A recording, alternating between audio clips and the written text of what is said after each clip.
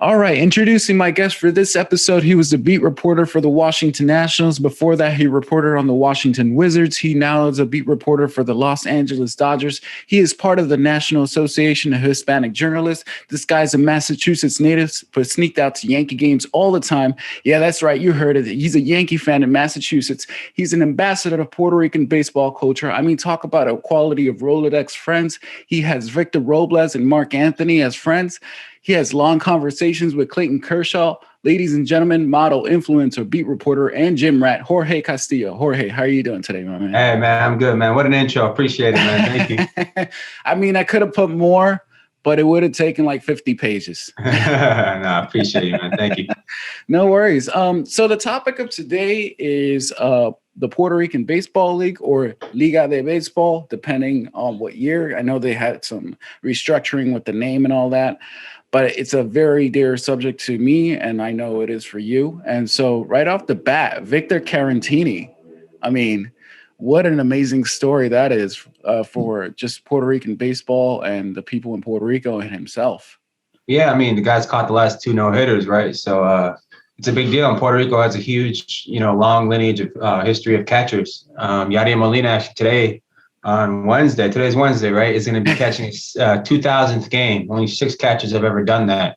Going back to Pudge Rodriguez, Benito Santiago, Sandy Alomar, a lot of catchers over the history of baseball have been Puerto Rican, a lot of great ones. And, Victor Caratini is one of the great ones today, one of the very good ones, at least today for in baseball today. And the other ones, we got Beto, we got Roberto Perez, we got Yadier Molina, like I said.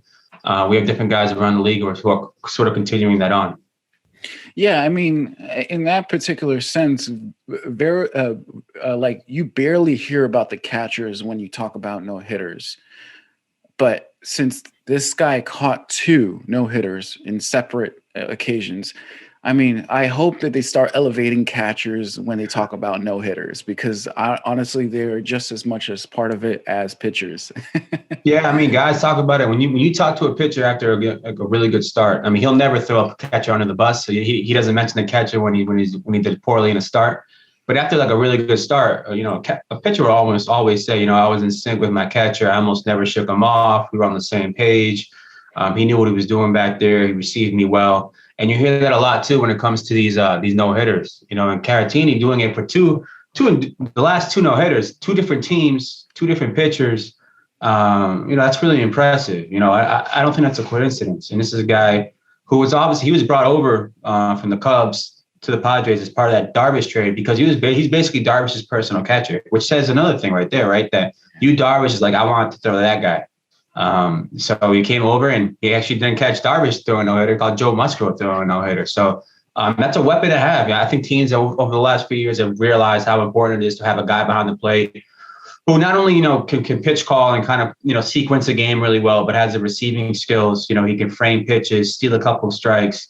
And I think defensively catchers are very important right now. And that might change once we get these robo-umps on board, because, you can't be stealing strikes against a computer.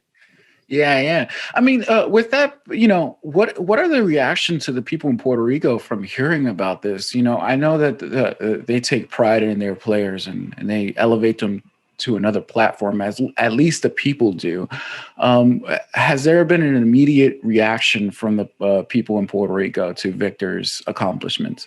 Yeah, I think anytime you see, I follow some Puerto Ricans on Twitter and stuff and Instagram, and and also like the journalism, the newspapers down there, being the big one, Vocero being another one, the different newspapers they have down there. And, whenever somebody does a big thing in any realm of sports, if it's JJ Barea in basketball, if it's a boxer, if it's a guy whose grandma was Puerto Rican back in the day and but he grew up in New York, or whatever, anything that has a connection to Puerto Rico, the people down there they're really into it, and Caratini being, from there, born and raised there. Obviously there's a sense of pride, and, people react, and people love baseball down there. I know the DR and Venezuela and, other countries have sort of come up and maybe surpassed them in terms of number of people playing baseball and all that, but baseball's still a passion down there historically. And whenever someone does well, they still show out and celebrate them. Yeah, I mean, speaking about that, the Puerto Rican Baseball League has been through some hurdles, a lot of hurdles actually, with the Hurricanes and then rebranding their league. Um, as as resilient as Boricuas are, how difficult it is for the baseball community right now, and what are programs like the Carlos Beltran Academy doing to support the baseball league right now? Yeah, so I mean, those are two different things, right? The baseball league is having, it's had trouble. Like I've gone down there to write a few different stories from the Puerto Rican Baseball League.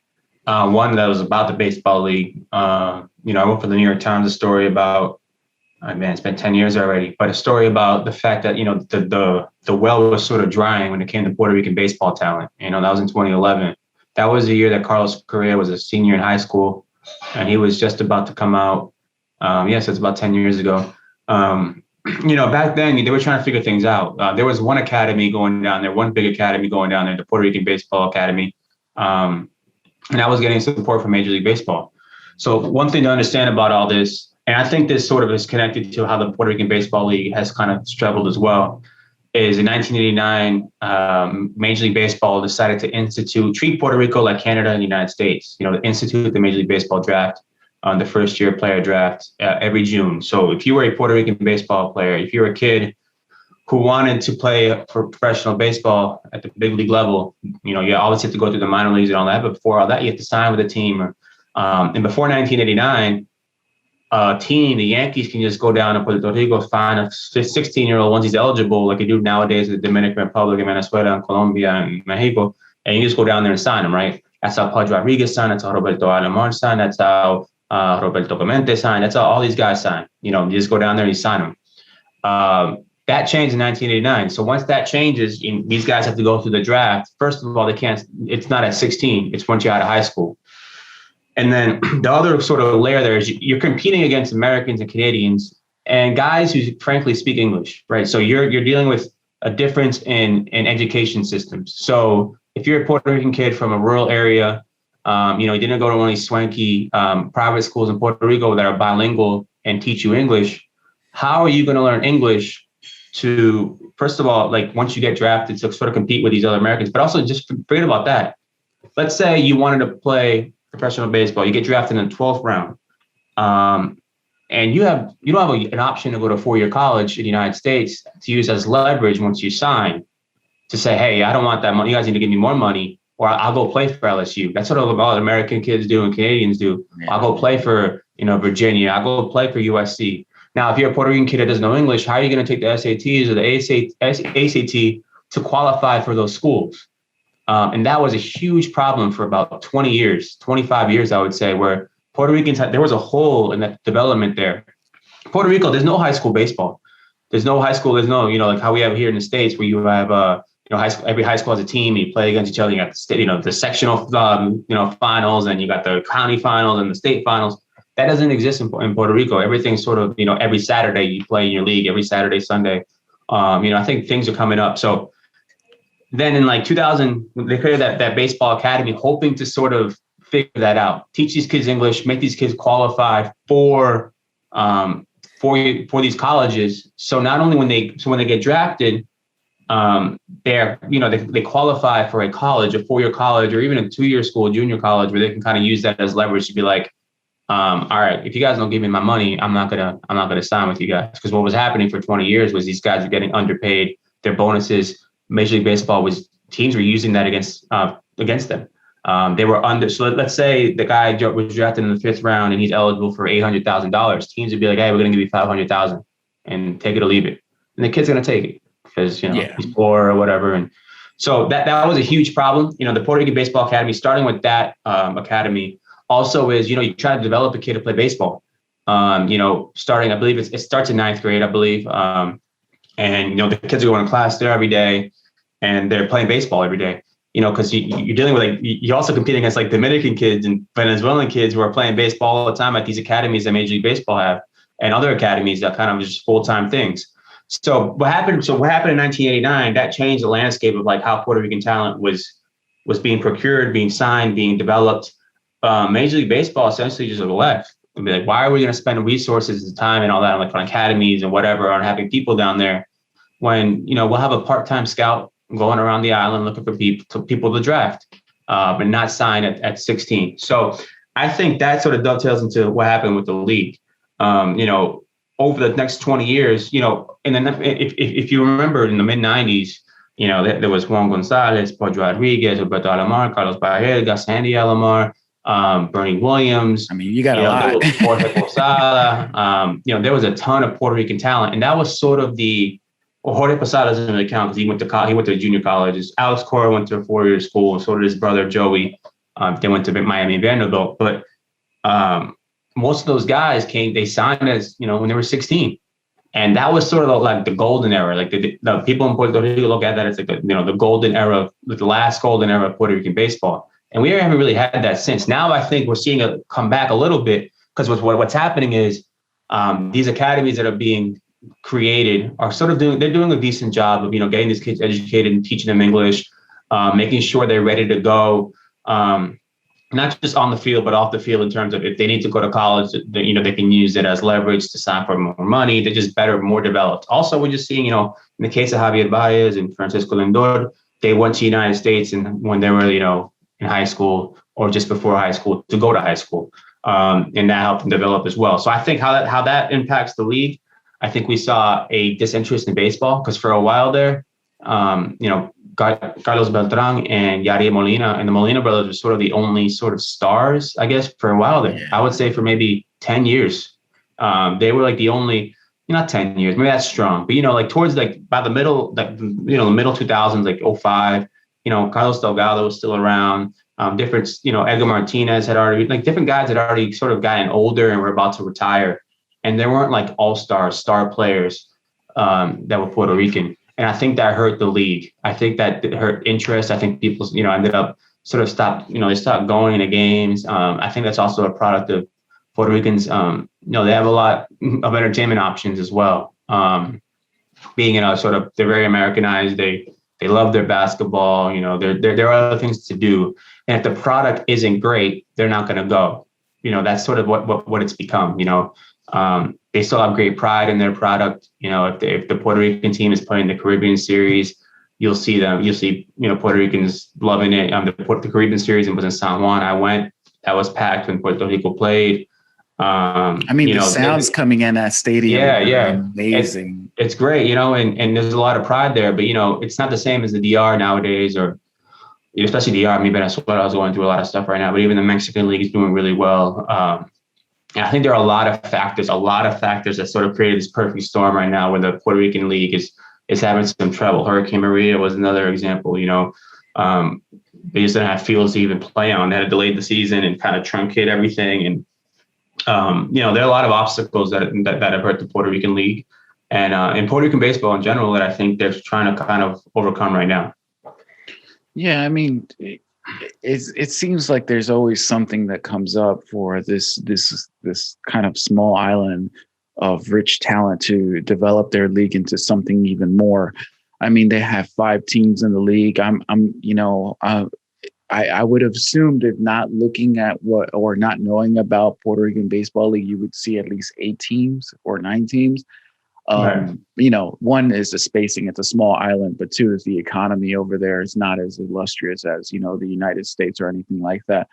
But it's a shame that we're not seeing, this overwhelming amount of talent being recognized in the Major League Baseball as it should be, because you drop names like Francisco Lindor, who just got a huge bag.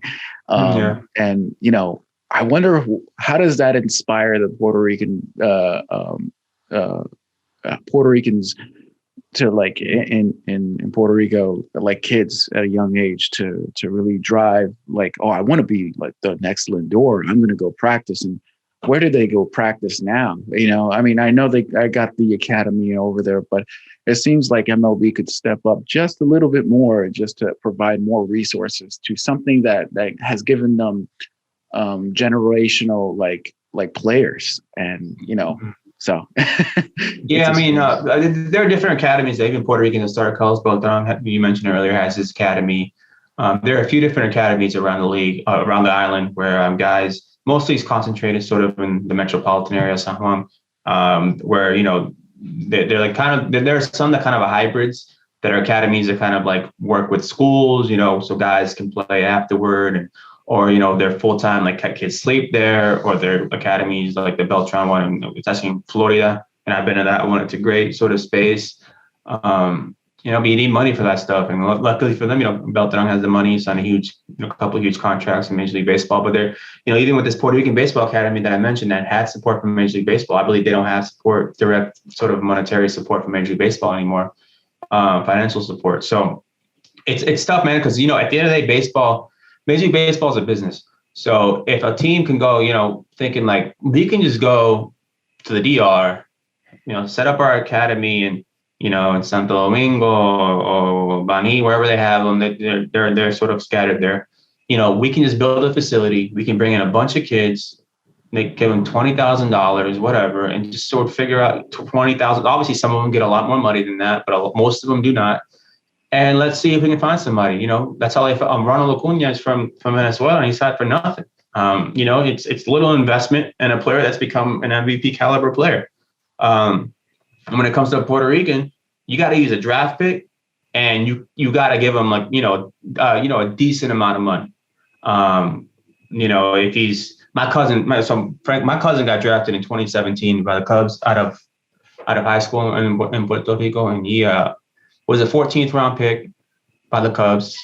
He had the option of going to a junior college, but as I mentioned earlier, he didn't know English. So like, if you don't know English, because his high school, he went to a rural high school in the middle of the island. If you don't know English, how are you going to, he wasn't comfortable even going to the JC, to a JUCO, because you're just like, the culture, all that stuff. He's like, what if I get lost there? What if it doesn't go well? This is my chance. I'm just going to go. So he took his money. He got the max that was allowed in that time in the 14th round, $125,000, and he went. So like that to me is just just an example of what's going on. But again, he is inspired. Obviously, Baez is on his major league team, right? So he's inspired by a guy like that. And then Lindor came up like 5 years, when he was still in high school.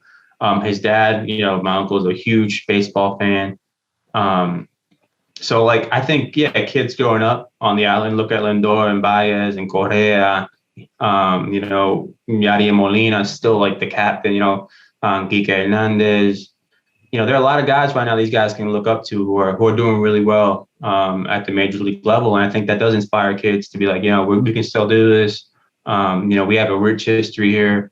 I don't think that's the problem. I don't think the problem is the talent, like the kids and the talent. I think the problem is money, resources, giving these kids the proper spaces to do their thing, to develop and sort of and reach that level. That's another matter, and that's a lot going on right now with the Puerto Rican economy and all that stuff. It's probably subject for another day, but I think that hinders kids as well. Speaking about baseball and your affinity to it, how did you sneak out to Yankee games? Oh no, I didn't sneak out. Like, so I know, but like, going from Massachusetts. No. So I grew up in Worcester, Massachusetts. My parents ended up there. And my mom had a cousin who's like her sister, like, they're sisters, who lives in Spanish Harlem, in New York City. And we would just go there every summer, man. And, I was going there when I was like 5 years old, and eventually we started going to Yankee games. I remember my first Yankee game. I was maybe 8 or 9. I was 9. And, it was like the year they won 115 games, 16 games, whatever. They won a bunch of games. And, I'm a young kid and they're winning every year. I'm like, shoot, I'm just going to be a Yankee fan because we're going here every summer anyway. So that's how I sort of started. I just go to Yankee games every summer. We would go there for a couple of weekends every summer. We go to Yankee games at least 2 every time, bam, bam. And the old Yankee Stadium was great. Got to go to the new one. And then obviously going to the new one as a professional, I guess. But but the thing is, once you get older and you cover this thing, your fandom is very much washed away. So I don't really have an affinity really to the Yankees like that anymore. But that's the team I grew up on. And it was cool because they were winning. And then being in Massachusetts, obviously, once 2004 hit and they won the World Series, it got kind of insufferable. Because, at least, for a while there, I had the advantage. I can be like, yeah, you guys haven't won in whatever many years. that shit changed real quick. Where it was, and 04, and then 07, and 13, and it was, they started winning pretty regularly. But yeah, that's how it happened, man. I don't know. My dad was just, I don't know. I mean, I'm stereotyping here, but I feel like a lot of Puerto Ricans are kind of a Yankee fan back in the day. Just my dad was born in Brooklyn before he moved to Puerto Rico. I was like 6 months old, but he was born in Brooklyn. And same thing with my mom. She was born in Manhattan. By the time she was 6 months old, they were back in Puerto Rico. But so they sort of have an affinity to New York City. They have like some family members there. So that's how that sort of happened. Looking back on it, I'm like, I wonder it would have been kind of cool. Like if I was a Red Sox fan and around all my friends who were Red Sox fans, it would have been a lot easier. But my dad took me down that road. Oh man, that must have been like a lot of like heavy discussion with your friends as being a Yankee fan yet that young. I mean, it was just a lot of, how it is, just they're just talking, you're talking your trash and all that stuff. Yeah. You attended Yankee Stadium games and stuff like that. I'm sure you've attended Puerto Rican baseball league games as well. As a fan going to one of those games, the food, is it different? Is it hot dogs? Is it, what? No, it's not. I don't think it's hot dogs. I don't remember having one, but it's really, it's sort of the typical, Puerto Rican food. It's a lot of, fried foods, empanadillas, capurias, and then they got like stuff that's very fried. It's very typical from the island. If you, I'm trying to think off the top of my head what they got. I remember eating empanadilla and capuria. They imagine having that in a Major League Baseball game. Yeah, I mean, the closest you get to like that is actually like Miami. They have like some Cuban stuff in Miami and Argentinian stuff, but like that's as close as you can get. But a lot of fried foods. You got your medalla, you got your rum. It's a different feel for sure, especially when the games get packed. I've been to games that were empty, but if you go to a packed game where a lot of people show up, like when I was there for the Caribbean series, they had like a great feel to it. Actually, I was there. The last time I was there was for the Caribbean series when they had it, and like they had like I forget what year this team was. I want to say it was 1995 when they loaded up the Caribbean series team and they won the Caribbean series, and they had Bernie Williams, Carlos Delgado. They had Ruben Sierra. I think Eddie Martinez was on that team. I think Pudge was on the team. I want to say Pudge was on that team. Just a bunch of different dudes, and they were there actually. And that scene was crazy. That's amazing. It was a great feel. You had the music going. You had it's different. Puerto Rico's not the DR, but it's not the United States either. So it's definitely a different feel. Yeah. And talking about packed stadiums, Major League's baseball opening day for 2001, they had Toronto Blue Jays with the Texas Rangers, and I forgot which stadium they had it in Puerto Rico, but it was packed. Like I saw videos of it, and like it was. They said they went over capacity that day. They had over. I forgot how many people showed up over capacity. It was at Irán Bithorn is where they had that stadium. It's the name of the stadium. Yeah, I hope we have more of that. I mean, like a Mets opening day with Lindor starting. I mean, that would be something like do you know if anything's like of that is going to happen? No, I don't. I think, they did this several years ago where the Expos kind of played several games there. I mean, it's been maybe a couple of decades now at this point, at least maybe 20 years ago, where the Expos actually played like some of their home games there. We've seen, a few years ago when the Indians played there. I think it was against the Twins. Lindor hit that big home run. I do think, baseball is trying to like do that periodically. I think different places. They had it in Mexico one time. Yeah, they've done it in Mexico too, and they've done it a couple of times down there, and they've done it. They've gone to Australia, they've gone to Japan, obviously. I think they've gone to China. They're trying to do different things. Obviously, Puerto Rico being, in America, U.S. territory. They might go down there a little more often, but I do not know of anything that's going to happen here soon. But yeah, people, I do wonder if they had like a team down there, like how supportive they would be. But yeah, I think every once in a while people will show up, especially if you go down there with the Mets or you go down there with the Red Sox right now. We have a few Puerto Ricans, Kike, the manager, Alex Cora, Christian Vasquez, the catcher. If you go down there with like 3-4 Puerto Ricans, I'm sure people will show up just on that. So if you put two teams like that, then I think we saw that with the Twins and the Indians. I think you see some people show up, and I think eventually Major League Baseball should go down to the DR. It definitely should have something down there in the Dominican Republic. Maybe someday when the stuff in Venezuela gets a little better politically, there was stuff right down there right now. So maybe eventually have something down there. So I think it's just in the best interest of Major League Baseball to do that. Yeah. You touched on being less of a fandom for the Yankees now that you have to report more on different teams and whatnot. If you look at the Yankees roster, there's barely any Puerto Ricans on there. There's like maybe one. To be honest, I haven't seen the Yankees roster like to go through it like that. Let me check. But I can't think of one. No, it's a shame because there's a huge Puerto Rican culture in New York City, and like now they're not for the Puerto Ricans to see representation, they got to see them on the Mets and not also on the Yankees. That's interesting to see because at one point there were so many and now there isn't any.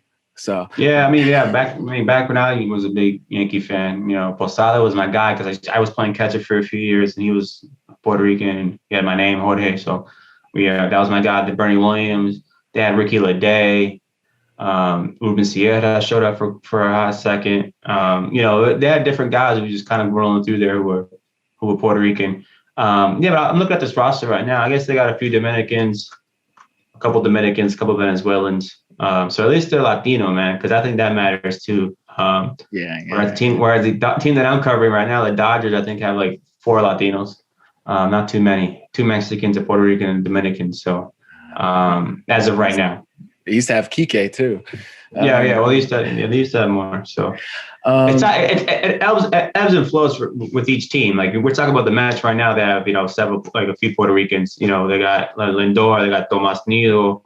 Who also have I'm blanking right now on the Mets roster, but it wasn't always like that. Back then in the late 2000s when they had Carlos Beltran, Carlos Delgado, Jose Valentin. I mean, they had a bunch of Puerto Ricans. Like that was like Puerto Rico's team for a few years there.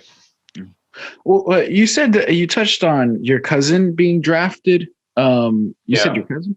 What support is he getting during the process? Was he getting support from other Puerto Rican players on his transition from and getting into the Cubs organization? Is there anything like that for someone coming from Puerto Rico, not knowing the language or the culture, to going to being drafted? Is there any particular like sets of individual baseball players that help support that kind of like transition? Well, I think it's more just his agency. He has an agent. He has people with the Cubs, guys around him or around his age who he probably leans on. A lot of Dominican guys. I know that he has a lot of friends who are Dominican. I think there's sort of a network. There's sort of maybe a network of players he trains with. He trains with a couple guys. And from what I can tell, he kind of like to exchange DMs with people and all that. But there's no sort of like formal structure or anything. It's just a matter of seeking out what you need. And the Cubs, I'm sure, from what I hear, the Cubs have treated him really well, with this whole COVID situation as well. And he actually just got to Arizona, I think, last week to start with his spring training because they're a month behind minor leaguers are. So he had been in Puerto Rico all last year. Like most minor leaguers, they just went back home last year. If you weren't assigned to the alternate training site, where I think, like, I don't know if it's 40 guys were there, I don't know, 30, then you were just at home. Like, so, the vast majority of minor leaguers last year were at home. So trying to figure out how to keep in shape and train and all that stuff. So from what I can tell, the Cubs have been good, and he has a good base structure there. Well, I hope he gets into the majors and gets an amazing bonus when he gets on the 40-man rosters and becomes an MVP type. Nice. It'd be a dream come true for a lot of people in our family. Yes, nothing but the best for him. Well, at the moment, those are the questions I have for you. I do appreciate your time. with us. Oh, quick question. What's your favorite food to eat while watching a game that that really While watching a game? Well, the thing is, I'm at work. I'm at these games and the food usually isn't very good. So, but I don't know, man. Like, it's like, I don't know. One of my favorite things to do. Not one of my favorite. Are you a healthy eater anyway? Because I know that I try to be healthy, but it's not always, it doesn't always work with this lifestyle that we do with traveling. And like I said, we're eating at ballparks where necessarily it's not the healthiest stuff. But, one thing I do like to do at each stadium, I've done this, I've gone to every stadium but one, I haven't gone to Detroit yet. Is, walk around and see what every sort of stadium has for concessions and maybe popping in and getting something from the ballpark. We haven't been able to do that really since 2019, just because things have kind of been locked down. But this year we're allowed to walk around a little bit more, so I'm looking forward to that. And going to San Diego this weekend, so maybe they have some good food down there. So yeah, man, there's no like set food for me for watching a game, unfortunately. Just something that's not terrible, I guess, is what I'm shooting for. That's what I'm shooting for, man. There's something that's not bad. All right. Well, again, thank you for your time, and I appreciate the information. For fans out there that want to know more about Puerto Rican baseball, Dodgers, everything baseball related, please follow Jorge Castillo. Jorge, where can we find you? Yeah, so my Twitter is just my name, Jorge Castillo. Castillo is my last name, and it's on Twitter. Same thing on Instagram, so you can follow me there too. All right. Thank you for your time again. Have a good one. Appreciate it, man. Thank you.